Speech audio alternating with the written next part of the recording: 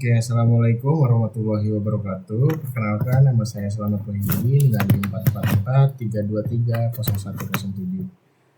Jadi di sini saya ingin memenuhi tugas dari mata kuliah Bioteknologi Perairan, di mana tugasnya ini untuk mereview kembali tentang KLT. Jadi KLT itu apa? KLT merupakan KLT yang dimaksud kromatografis lapis tipis, merupakan salah satu metode analisis sederhana yang dapat digunakan untuk mengetahui ada tidaknya senyawa yang terkandung dalam ekstrak. Jadi ada nggak sih senyawa-senyawa yang lainnya itu yang terkandung dalam ekstraknya gitu.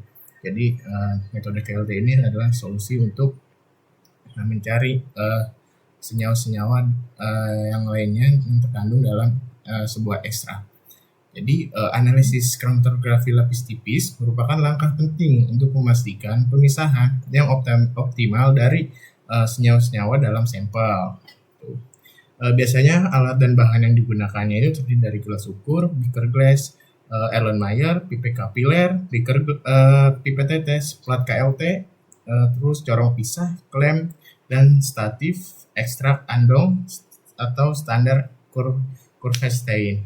Ekstraknya ini bisa jadi ekstrak apa aja yang tidak hanya ekstrak andong. Oke. Baik, gimana sih cara kerjanya? Untuk cara kerjanya itu ke kromatografis tipis gunakan fase diam dan fase gerak. Yang dimana fase diam ini menggunakan lempeng silika gel, dan untuk fase geraknya sendiri menggunakan larutan BAW, yaitu butaetanol, asam asetat, dan air. Airnya ini perbandingannya 4:1:5. Untuk fase geraknya itu digunakan biasanya H-1 sebelum melaksanakannya praktikum atau melaksanakannya pencarian senyawa lainnya di dalam ekstrak. Untuk melakukan fase gerak dengan cara masukkan cairan fase gerak yang tadi itu ke dalam chamber, lalu masukkan kertas saring warna, terus tunggu hingga elusnya itu mencapai batasnya. Dan jika sudah sampai titik batasnya, kertas saring dapat dinyatakan sudah jenuh.